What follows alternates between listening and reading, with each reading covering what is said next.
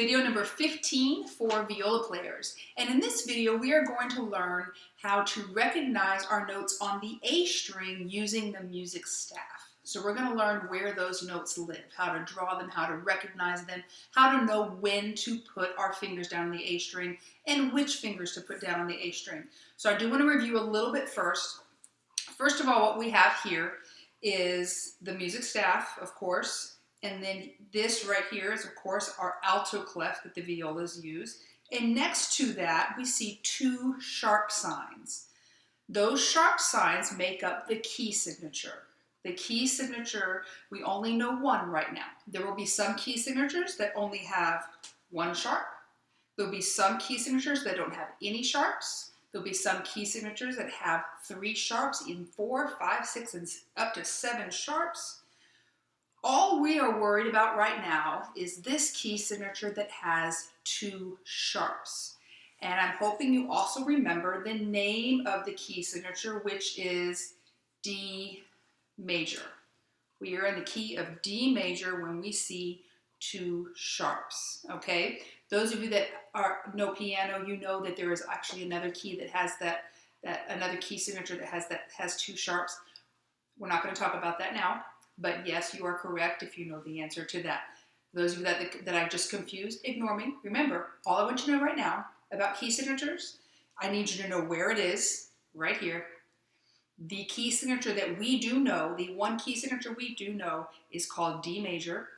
And D major has 2 sharps, and those sharps are F sharp and C sharp. Now, when it comes to learning to read your notes, I asked you first to memorize open D and open A. And the reason I want you to memorize those, because we can use open D and open A to help us count up and figure out which note is being placed on the staff until you get really fast at it. Now, you're going to have to be like lightning speed at this at some point. Do not wait until you have to be, because this is not something that really is going to happen overnight. It's going to take at least a couple of days to get this. It's like cramming for a test. Doesn't ever go very well. So, if you remember how the staff works, remember we alternate lines and spaces. So, this open D right here is on a space. Next note's going to be on a line, space, line, space. And of course, these notes were open D. Here's E. This is F. And remember, F has a special name, F sharp. Why is it F sharp? Because the key signature tells us that every time we have an F, it is going to be sharp. Okay? The next note is, of course, G. These are all old notes. And then here we have open A. Now you might be thinking, well, we have used up the entire board. What do we do now? We need to add more notes, because remember how the way the staff works. The higher up we go, the higher the notes are, the further up you go in the alphabet. Also, the higher the notes, we add fingers down. And we've learned how to play 1, 2, and 3 on the A string, so we need to have notes for this. So what we do now is we create what's called ledger lines. And they are just little tiny lines that only extend slightly past the distance of the note.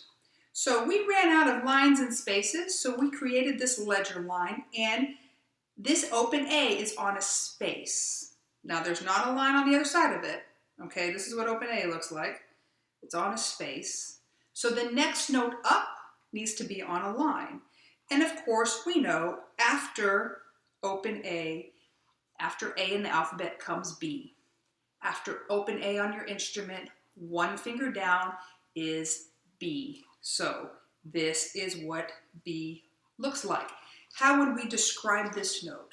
We're going to say it sits on the first ledger line above the staff. Can there be ledger lines below the staff? Yes.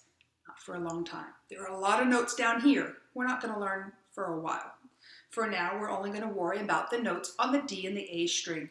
So this is B on the first ledger line. Now, you might already know the name of the note that's next. Think about it for a second.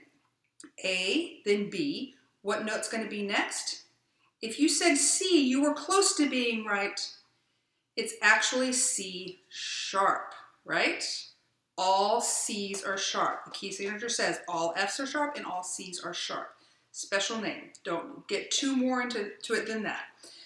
Now, we've got this one ledger line.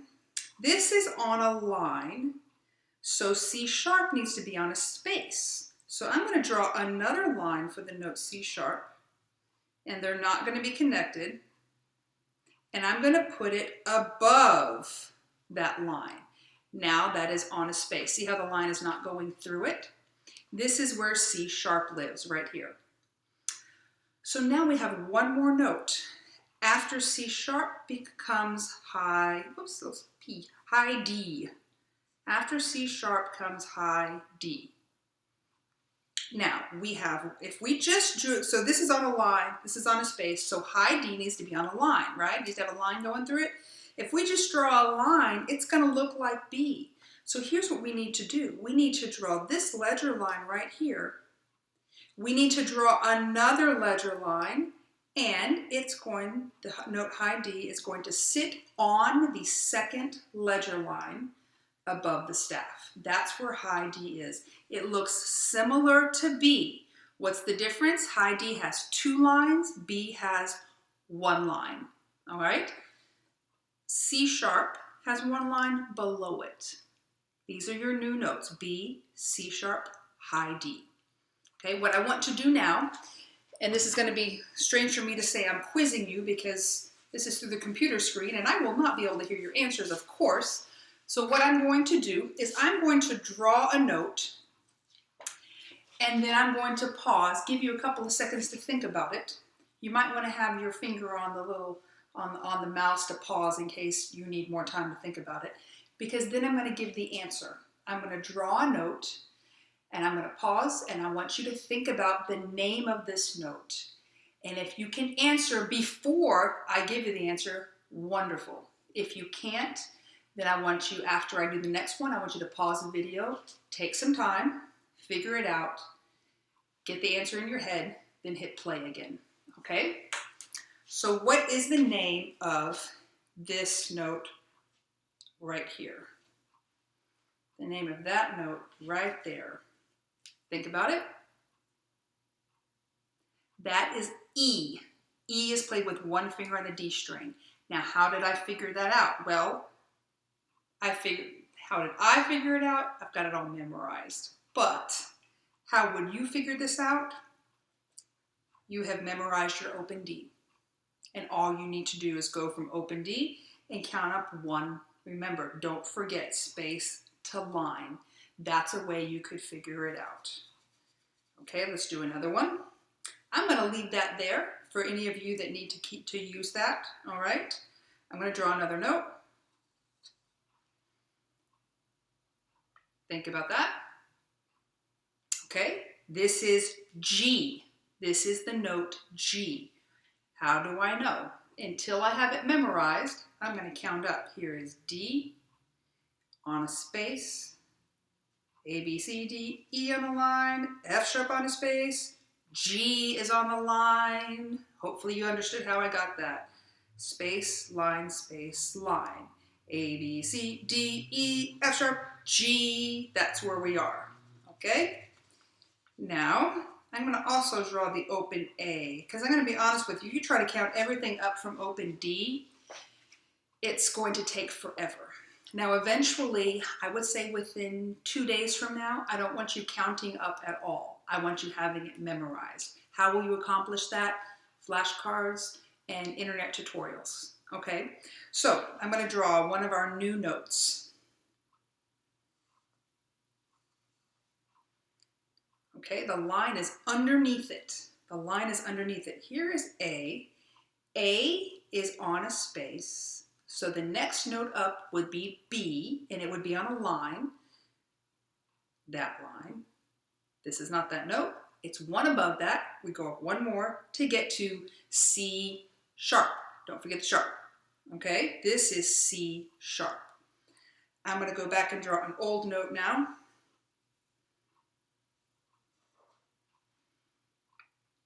This note right here is the one I want you to identify. Okay, count up from the open D if you need to. This is F sharp. So D, E is on a line, F sharp.